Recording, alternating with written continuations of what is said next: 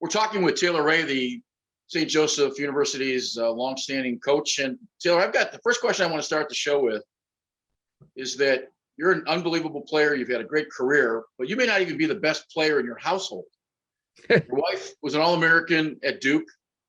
Your brother played, I believe, in NLL. The band played at that point, right? Am I correct? Devin played actually on the Canadian national team, and then with me at Duke, and then with me with the Calgary Roughnecks, and then with the Edmonton Rush for a bit, and then coached there for a bit. So So the question is, when you have Christmas dinner, where is the coaching ranks? When you have those kinds of talent in the family, it's hard to be not necessarily the most decorated guy at the table. I just wonder what your thoughts are. Yeah, well, my wife was a far more decorated college player and high school player than I ever was. So she leads a lot of the discussions when it comes to coaching and strategy. I just try and stay out of the way as best I can. Yeah, I guess to start off with a frivolous question, I was just curious. I've been able to ask that question of one other coach, and that was Sharon Dillon, whose wife is a coach at Kent State, who's a Tierney. Yeah. My real question to you is: you grew up in Edmonton, and you're a box guy. What's harder, do you think, to play, box defense or field defense? That's a really good question. I think that field defense is probably harder to play just because there's more open space. It's easier to cover guys in the rink where you're switching, and there's more, you can get away with a little bit more clutching and grabbing and holding guys, and maybe a little bit more dirty off ball play to slow people down. So I definitely would say that the field game is more challenging to defend. When you watch a Brody Merrill, do you see similar styles between his field game and his box game? Yeah, I do. I mean, Brody's a guy who's always hunting the ball wherever he is. He's got great anticipation. He wants to be on the ball. He's waiting for guys to turn their back to present double opportunities where he can get on the ball and create a loose ball scrum or something like that. So yeah, you definitely see it. He's one of the greatest of all time because of his versatility to score, to pick up ground balls and loose balls, and to be a leader and both ends of the floor. So there's definitely similarities that you see in his game just from him being so good at everything. Do you ever think we'll get a point where we attract, or in this case, try to find that pipeline with defensive players from Canada as we have with offensive players in terms of the recruitment? I do. I think there's a lot of young guys right now making contributions at different schools at the defensive end, and there's been a lot over the last few years. To be honest, it's kind of like professional sports. When you're thinking about scholarship dollars and salary cap and where you want to spend your money, you tend to spend your money more at the side of the ball where they're going to put 40 goals on the board. So I think that's in some instances can be a bit of a hindrance to recruiting defensemen from Canada, just because it's going to take a significant investment in order to get them to come down. But when you have someone who you think can make that type of impact and bring that type of toughness and grit and ball handling ability, you're seeing more and more of it now than ever. One of the common threads that we've used in this show is that I've asked coaches, physicality or IQ. And yes, I understand you want both, but in terms of what you look for St. Joseph, is it a physicality or is it an IQ? Or does that depend on the positions? Probably depends on the positions. It's tough to play at the offensive end without the IQ piece. And I think, you've seen so many guys who may lack some of the raw athletic talents that can be tremendous offensive players with their anticipation and their understanding and their stick work and finishing ability, shooting ability. Defensively, I just think it's not as intricate what you're trying to do. I think if you're an athlete and you're tough, you can be trained to play defense for the most part.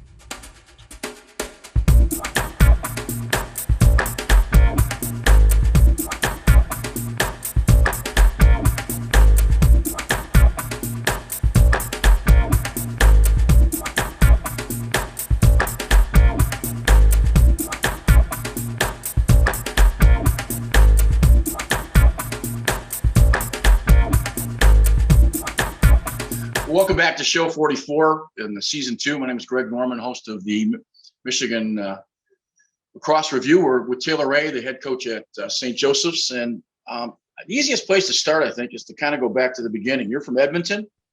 That's correct. You didn't play a whole lot of hockey, not at the higher levels as we talked before. Yep. So how did you get a stick in your hand? Did older brothers that start the game? Does dad play? Kind of take us through that. So my brother and I started right around the same time. I think we were in 3rd or 4th grade. We had some, actually, it was guys who my brother played hockey with, and some friends that I had who would play box as soon as the ice came out of the rinks. So they said, "Oh, it's a fun game. It's physical. You'll enjoy it, fast paced, and so on." So, I got into it. Like I said, 3rd or 4th grade through some friends who played hockey, and then just fell in love from there. Very quickly became my favorite sport. And having a brother who's a year and a half older than me, we were able to get the sticks in our hands, throwing around in the yard and in the boxes near our place in Edmonton. So, I got into it through some friends and never looked back. Any field experience in the high school time at all? We started playing field lacrosse in my early teenage years. So, we had a club in the area, the Edmonton Miners, that had a field lacrosse program. And then back at that point in time, there was a Team Alberta had a program as well that you would try out for Team Alberta, and you'd have some kind of play days, scrimmages, things like that. Then you'd play in the under 19 field lacrosse championships. Nothing in the actual high schools. It was all through the club stuff with the Edmonton Miners and then Team Alberta. So with Team Alberta, how does Duke get on the horizon? How did Coach Pressler find you? Well, it was actually Coach Joe Alberici who found me. I was at a tournament in Baltimore. I actually had to leave during the box playoffs because the more I sort of learned about the college recruiting process, the more I started to realize, like, okay, if I want to get recruited and I want to get in front of some coaches, I'm going to have to go to the U.S. in the summer and play at some of these tournaments. And so myself and a friend of mine, Peter Goot, who was a lacrosse player in Alberta with me, went down to a tournament at Johns Hopkins University called Champ Camp. And me and him and there was some other kids from sort of non-traditional areas. There was a couple kids from Florida, a couple kids from North Carolina, South Carolina, Georgia, kind of all these places that didn't have established club programs. And they threw us all on a team called Team USA. And we played in this tournament against some of the MIA teams and some high school teams down in the Baltimore area at Champ Camp. And Coach Alberici actually was at the game or the tournament that the game that I was playing in there, because there was a kid on the other team that he had been recruiting. And, I just happened to play well at that right moment at the right time. So it was, really good fortune for me to have been there that particular day and get in front of Coach A. Coach A is the current coach at Army. He's been there a while. So he was an assistant for Mike Pressler at Duke. Am I correct? He was, yep. What's it like? You just played Army and I think lost, if I'm not mistaken. We did. It was they have an excellent team this year, and we went up there and they beat us up pretty good. We didn't play very well. At least I didn't feel like we played very well early on in the game. It is fun. I mean, I don't like to play against my friends all that often. There's enough people out there to play. I don't want to be playing against my buddies, but it's still a lot of fun. Coach Al is very much a mentor for me, the same way that Coach Pressler is. And you play Bryant coming up, I'm not mistaken. We do. Yeah. They're in our conference. So we play them every year, and Coach Pressler and I talk pretty much every week, early in the week, to talk about how the teams in our conference did over the weekend and what he thought of his opponent. And so we definitely stay in close touch.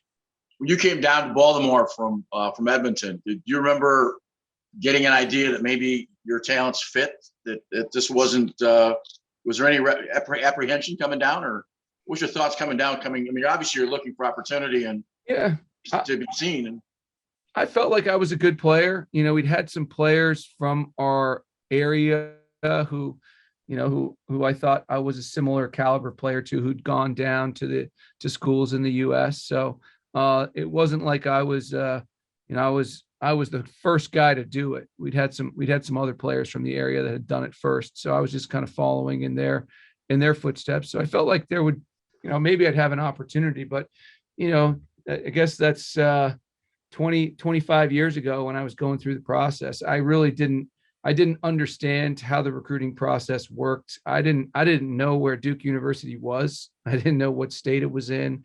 I remember Coach Al asking me, the first question he asked me was, how are your grades? And I said, oh, good. I'm, an A-B student. And then he asked me if I knew where Duke was. And I said, nope, no idea. So weather's better in North Carolina than it is in Edmonton. You certainly found that out quick. I did. And now I'm so soft. I've been down here. The only extended period of time I spent back home was when I played with the Roughnecks. I moved to Calgary with my wife, and I moved up there for about a year. But over the last 20 years, since 1999 when I left for college, I haven't spent a full winter back home since. And I tell you, I don't miss it. You were in the late 90s, early 2000s. That's Mike Pressler had done a really good job of getting Duke to that national stage. You were part of that program with bringing in the kinds of players that needed to be at Duke to be able to have a national stage. And I think that's something that was sort of recognized. There's a lot of Canadians you brought in that time frame. Is that because of Coach A, or just because that was started the influx at that point? Well, I think we had a few guys. There was myself and my brother, and that was really it during our time. And then a few years after, they picked up Zach Greer, who is one of the greatest goal scorers in the history of the college game. So he certainly made much more of an impact than we did for the program. But they have had a good run. Coach Danowski has continued to attract top talent there. They're a force to be reckoned with right now. And so it's been fun to watch that program continue to be successsul. What's the most fun about playing at Duke? I think just the camaraderie. It was a really close knit group of guys.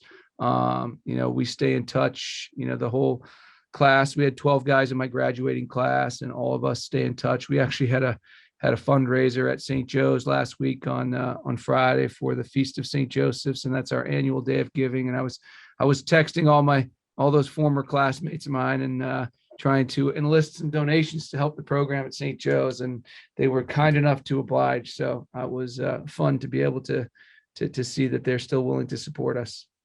It's none of my business, but are you Catholic, as is St. Joe's? I am not Catholic. I mean, my wife's family's Catholic. Our kids have been baptized, but I wouldn't call myself a practicing Catholic. As a parochial school kid, I just think it would be easier to go out for donations than if you understood it growing up than if you didn't have it the same. Just a side point. But, yeah, I'm sure. There's that whole premise. Now, your degree at Duke was in science. Am I correct? That's right. Yep. What did you want to do coming out of school? Because you couldn't have had thoughts of being a real pro lacrosse player in the sense that they might even be today. So I've always enjoyed the sciences. My original plan was to, there was no pre-med major at Duke. So if you were going to be in the pre-med track, you're either like a biology or a biological anthropology and anatomy major, or a chemistry major. So I was a biological anthropology and anatomy major, and the plan was to go to medical school. And The major, the BAA major sounds like a lot, but I chose it because it was easier than the straight bio major. So, did you have a clue how hard Duke was going to be academically before you went there? Not really, no. And it was challenging. I mean, like most places, you can make it as challenging as you want to. Being a science major, you're going to be in class a lot because of the labs that you have to take and so on. But I guess I would rather spend that time, learning that stuff than having to write a whole lot of essays and things of that nature. So it suited me just fine. You got a master's degree in teaching from Queen's University? That's correct. Yep. So there were some thoughts of maybe going back to the classroom at some point? Yeah. So my senior year, I started to kind of realize I just don't know that I want to go to medical school. And I feel like that's a decision you don't want to make, something you don't want to jump into haphazard. So, I said, well, I like the sciences. I've always enjoyed the sciences. I could see myself, my mom is a teacher. I could see myself being a high school biology teacher and continuing to play as long as I could. And so that was my plan, was to just continue to play, maybe try and play in the NLL and teach at the high school level. Now you came out in 3, so you went to the NLL right off the bat. Yep. What was that like? It was a ton of fun. I mean, I got drafted to Calgary, which at that time there wasn't a team in Edmonton, so that was like a dream come true to get picked up 3 hours from where I grew up. And they had a really good team in Calgary with some really great guys.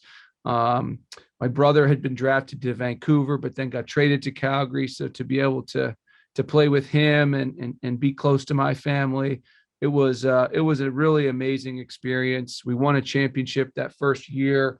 Kind of like, I wouldn't say we were the favorite or anything like that. So we just kind of, things fell into place. We had a great team, hot goalie, Curtis Palador, and the team just really came together at the right time. And that year, I can't remember what was going on. We weren't the higher seed, but somehow there was like another event.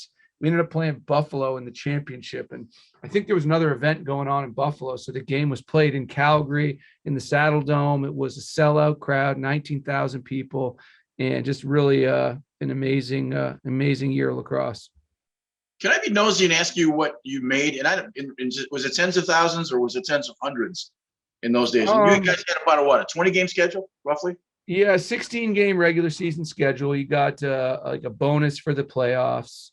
My first year in the league, the rookie maximum, I think, was like $6,600, and the veteran minimum, if you had 3 years experience, I think that the veteran minimum was like 13 grand. And then like the highest paid guys might have made like 24 to 28 grand, something like that. I asked the question because the Detroit Turbos were here for a while. Yeah. And with the exception of Gate and with the exception of some of the stars, we had guys that were working part-time for Illich because they were, selling pizzas because they had to make the rent. Pretty simple, right? Yep. And then if you go to Denver or you go to some of the places like you just mentioned, 19,000, owners were pretty much on the positive end of that financial stream as to for what they were getting from the players. And you always wondered, it's finally caught up now with the NLL. I think there's a more disparaging understanding of dollars, but guys were just, there was no chance of being a pro athlete in those days in the way you think of all the other sports. It just didn't exist. Yeah. You were, no one was doing it because they were trying to get rich. That's for sure. There's a story about a guy that played that I know here fairly well, that when it took a 2-game trip out west, they played Friday and Sunday, and he got 500 if he got 500 to go, but he got 1,500 if he played. And the starting goalie got injured on Friday night, and the coach played him on Sunday because he didn't want to have to pay the extra 1,500 to the backup. It was like, so you're having these discussions with these guys, and it's like your $1,500 is literally like daily stipend money for NBA players.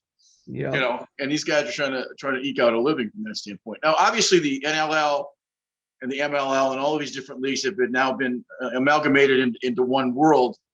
And I think with Steve Grovett, the guy who's the president of San Diego Seals, has done a good job, I think, with the Rebels. I think they've now positioned both indoor and outdoor lacrosse as a viable product where a guy can make a living and in different seasons. So I'm just wondering what your thoughts on the merger are and how you think that'll affect the NLL.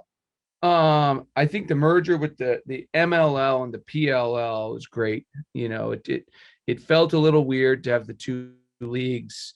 I think what they've done with the PLL, with the TV contract and the marketing piece, I mean, it was really, you know, the first year was awesome, and then to do it in the bubble last year was really cool. I thought the timing of it, where it was like, you know, we're gonna get this done, and it was like one of the first sports to be back on TV. I thought was really great exposure for the sports, and they just, you know, kudos to them. They've created a really good product, and I think for the players to be able to potentially play outdoors in the summer and indoors in the winter, you could do it year round. Now, the games are different, the skill set is different, you know, but there's an opportunity there for guys to play year round and be full-time lacrosse players, and, you know, do I think the PLL has also done some stuff with this PLL Academy and camps and clinics and things kind of around the cities where they're playing. And to be honest, I'm not as versed in it as I probably should be to talk about it, but I just feel like they're doing a great job providing opportunities for guys to try and do lacrosse full-time year round while they're young enough to be professionals. I think there's a lot of information that suggests that I think the NLL gets stronger because I think more players will make the crossover. Mm-hmm. And if you're a name player and you're playing in places that don't have the kind of television revenue that they might have in Chicago, New York, or Los Angeles, I think it helps. I think in a place like Calgary, if you get a name coming into the community for the winter, I think it adds to the process. I think that's part of it. The question I want to ask you is that the NLL has always had great name recognition within its city. You knew who played for your hometown team.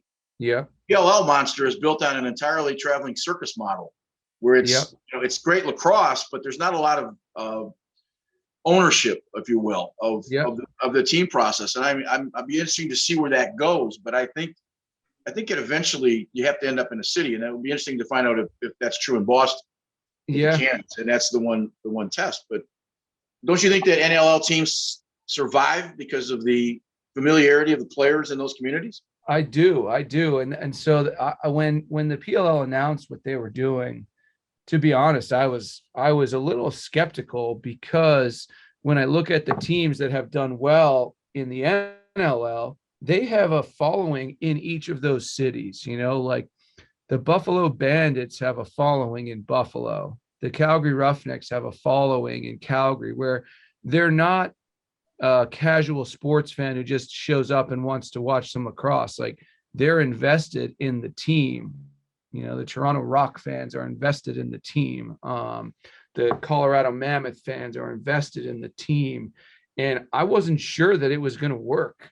But it seems like it has. You know, it seems like people follow the players that they like. You know, if they like Rob Pennell, then they follow this team, or if they like so-and-so, then they follow another team. And it's almost like you pick the team that you like based on the players that become your favorite players, rather than the city that they play in. So it's almost like the fans follow the players more than they're tied to the location of the team, which is interesting. I never really thought about it that way and thought that it would fly, but it seems to be working. If that works, it'll be interesting to see some of the more secondary sports that don't have national contracts maybe adopt that kind of philosophy and maybe become that traveling circus. If you go to ski racing, where I come out of, you go to Europe, from different town to different town, they root for the best skiers. They don't necessarily root for a particular country. Yeah. Maybe during the Olympic year that changes, but that's kind of that promise. And the other thing too about lacrosse in the summer, and I don't know how much this played into their thought process, but people got a lot of stuff going on in the summer on weekends, right? They're going to the beach for the weekend. They're going here, they're going there. And to have a team that's going to play in Philadelphia, 6 times in the summer, there's just not a big enough following to support that. But if you're a lacrosse fan and you live in Atlanta and the PLL is coming there for one weekend and you can see 4 games, then maybe you choose to do lacrosse that weekend. And then the next week you're doing your other activities or whatever it might be. So, I do think there's something to be said for just, the summer's a busy time. It's a tough time for sports fans because people got lots of stuff that they're doing. They're on the go and things like that. So the kind of traveling road show where which city they're going to be in, you can plan around. Hey, we're gonna go do the PLL stuff this weekend, and then next weekend we're going to the beach or we're going camping or we're going wherever. I think the PLL has done the management of the PLL, the Rebels. I think they've done such a good job in covering the wheel of all of the various niches that they need to. And I'll give you a good example. You're from Canada. You grew up with, Hockey Night in Canada. Mm-hmm. So you're not old enough to remember Howie Meeker, I don't think. He was the color guy before the crazy guy that's been there for a long time now. And my point is that they've got Canadian broadcasting guys doing the PLL games. Mm-hmm. And I've said from day one that the Canadian broadcasting announcers are the best in the world. I just think they are much better than a lot of the American crews. Now in Detroit here, we get CBC from Windsor.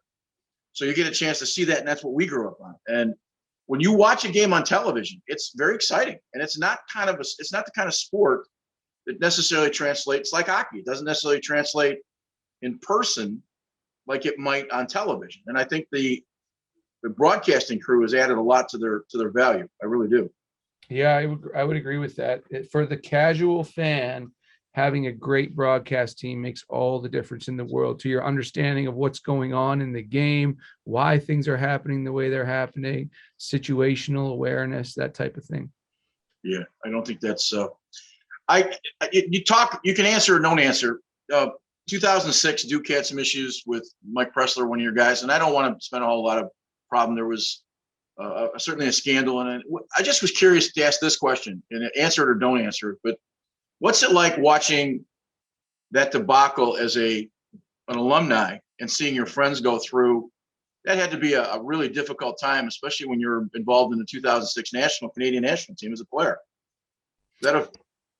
Yeah. I mean, it's such a disappointing and tragic sequence of events, and the lack of strong leadership, at the university at that time, I think is the most frustrating part to me.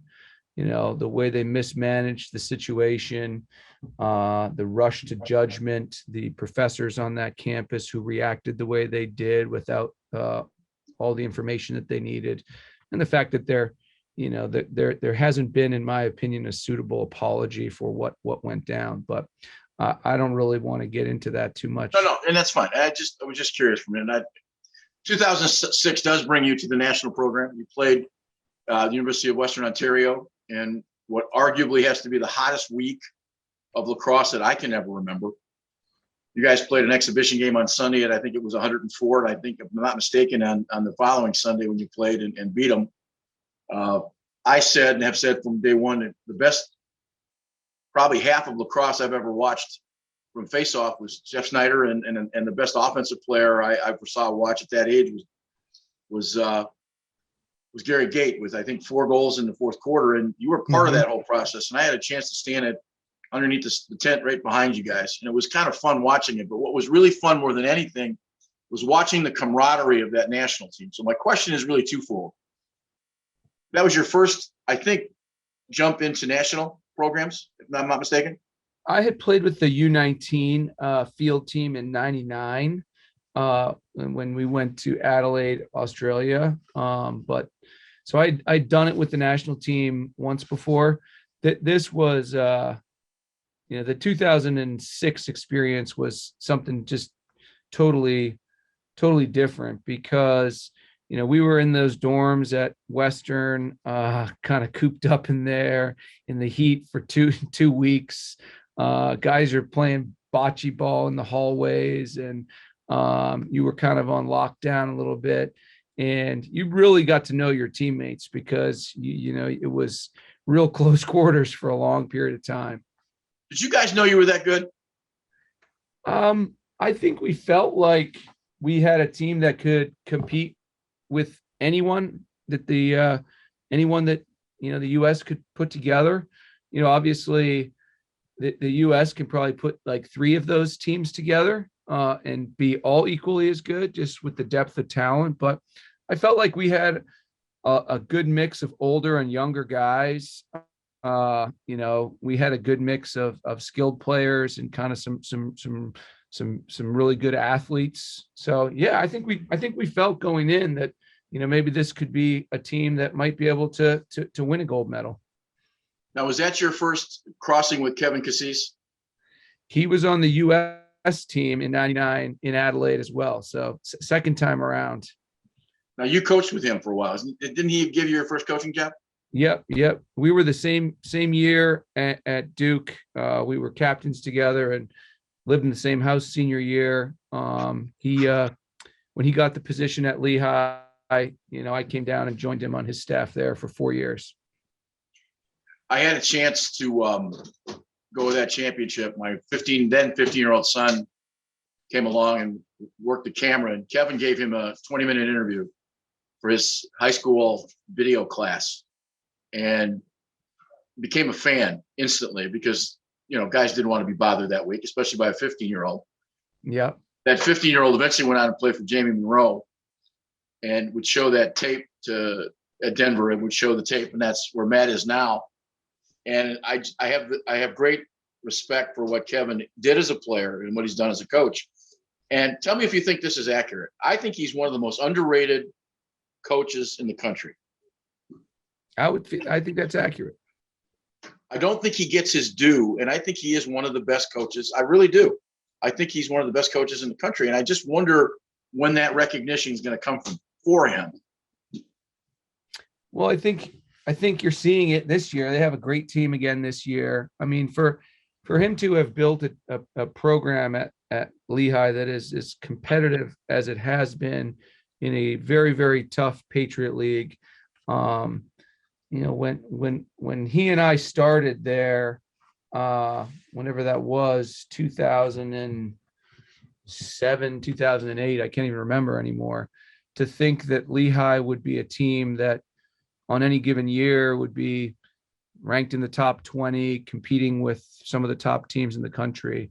It wasn't where they were at that time, and wasn't really something that you thought would be sustainable, that they might kind of shoot up here or there, but to be able to maintain the competitiveness that he's created there is certainly a testament to him as a coach and as a recruiter, and for the people that want to go and play there. You're 39, am I correct at age? That's correct. Yep.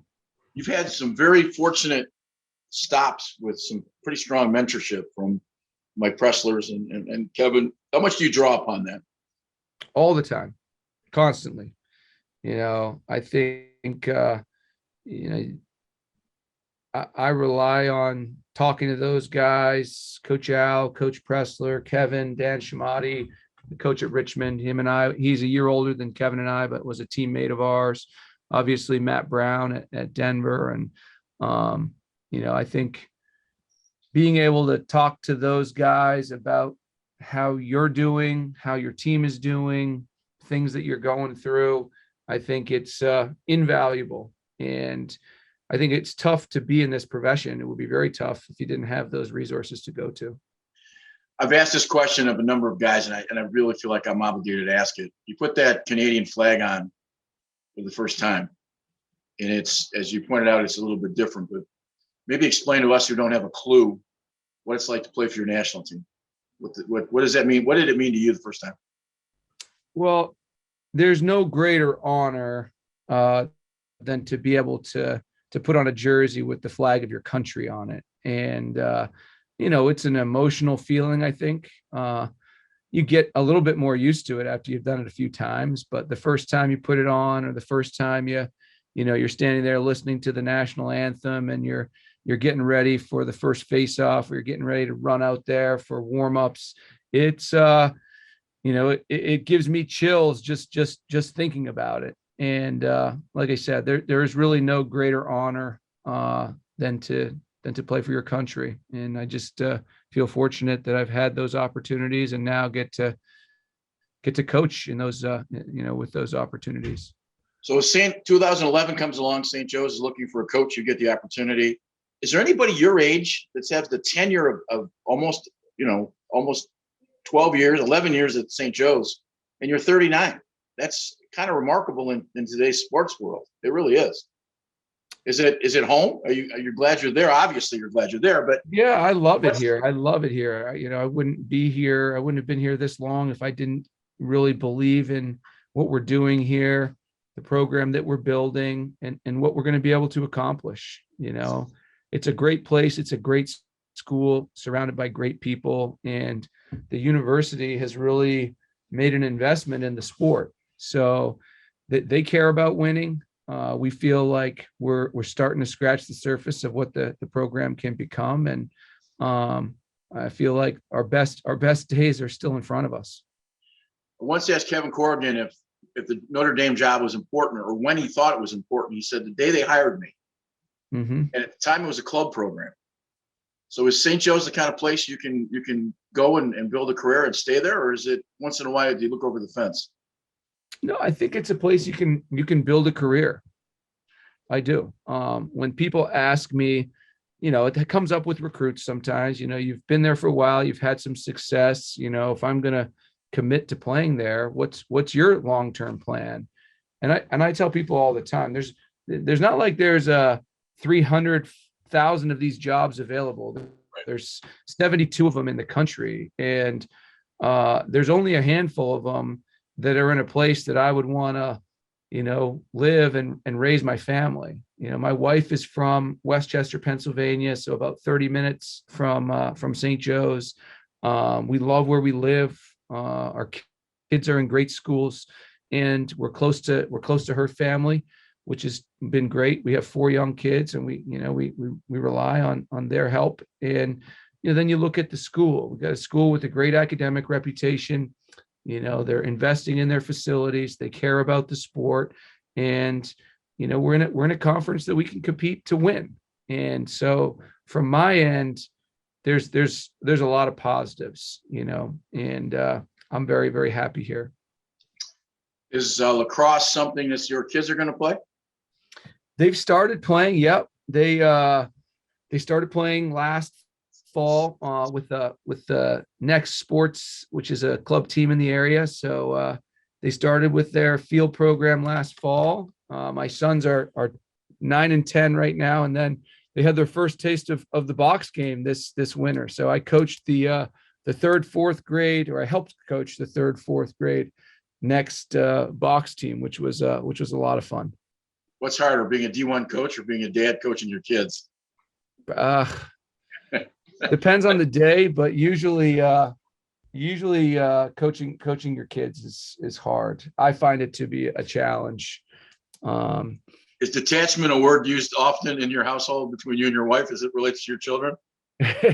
Yes. It is, what's the best way to put it?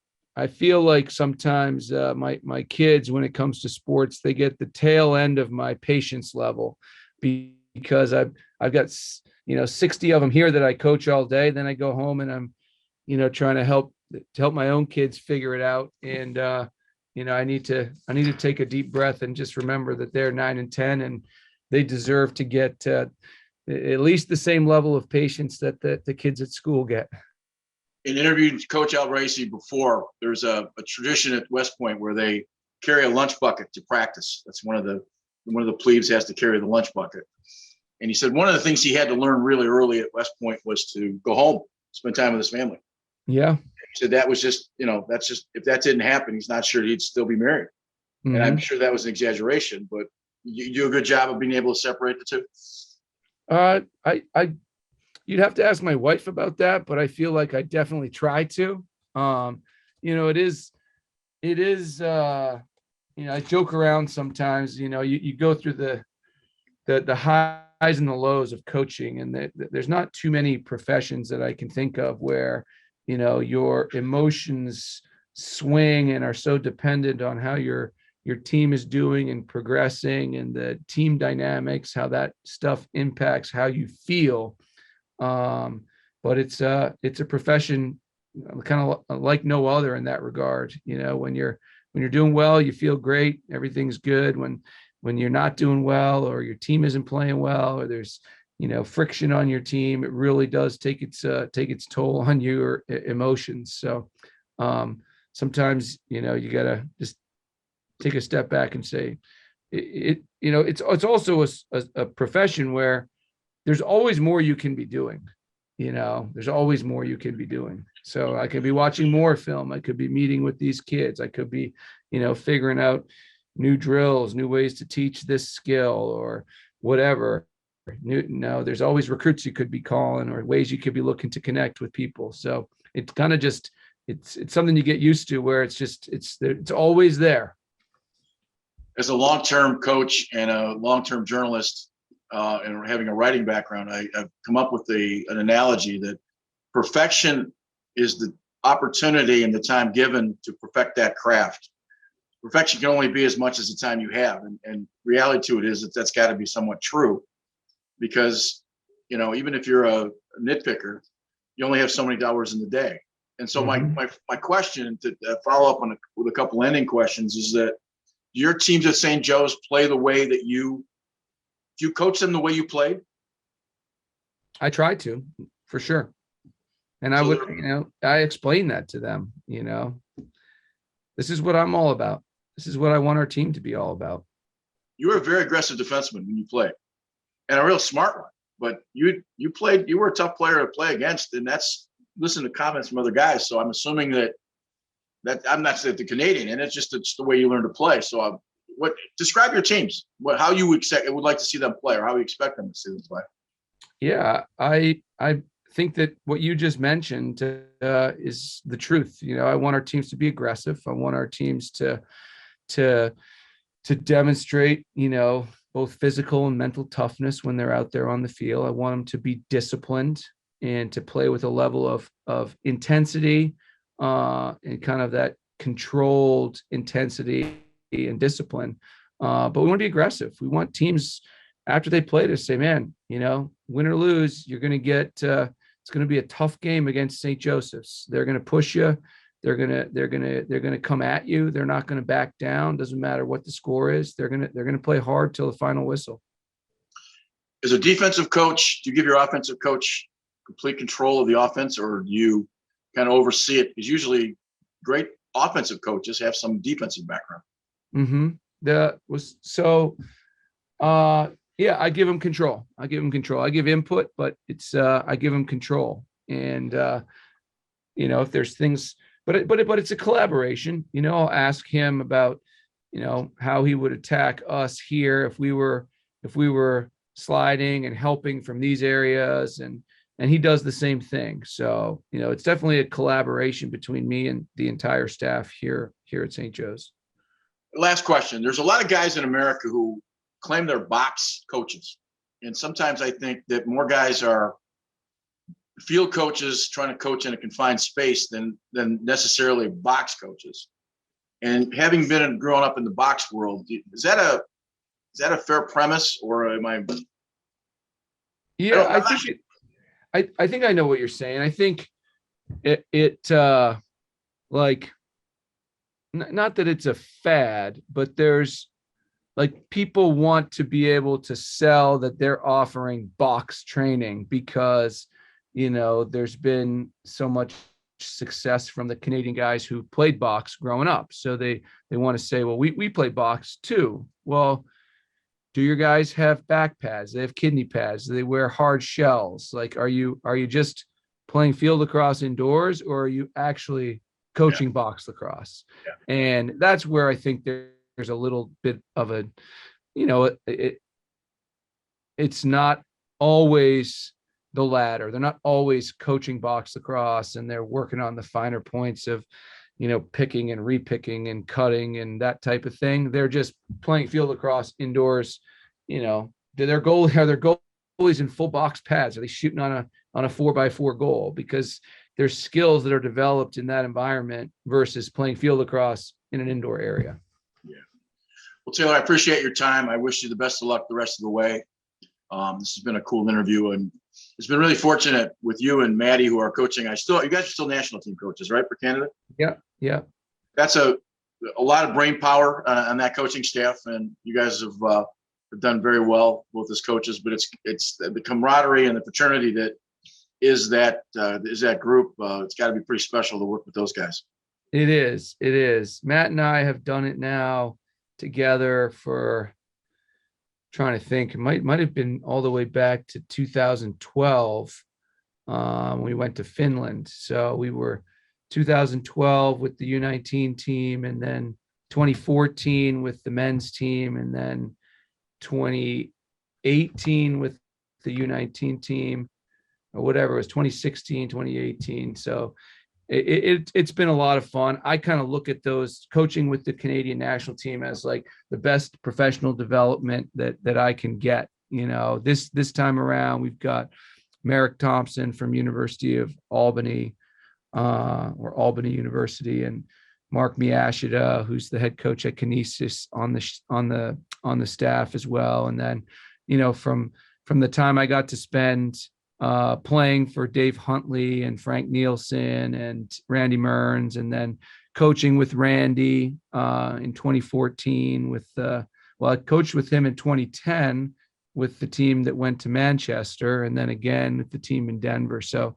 it is really a fraternity and a brotherhood of guys who love to represent their country and want to do anything they can to help Canada lacrosse continue to be successful. But it's an incredible group of guys, that's for sure. We interviewed Randy a couple of weeks ago, and they were here in Detroit this past Saturday to play UAD. So we had a chance to spend 15 minutes talking, just introduce myself, and first class guy all the way, just a first class guy. Randy's an amazing guy. The other thing we've done is that I think Matt's is one of those guys. Is the next. I think Matt's going to be an icon. I look at Matt with Bill Tierney much the same way I looked at for a long time Jerry Byrne and Kevin Corrigan. I think there's a real similarity there to just have that kind of quality coach on your bench. And I don't know if Matt eventually takes over for Bill or not. Hopefully that'd be the case. But having had a son who's a University of Denver graduate, we kind of root for that whole part of the world. But that said, just I've been really fortunate to interview you guys, and I can see how much you guys have fun. So best of luck in the future, and I appreciate your time today, and I hope the rest of the season brings success. Yeah, thanks very much, Greg. My pleasure, and great to meet you and spend some time with you.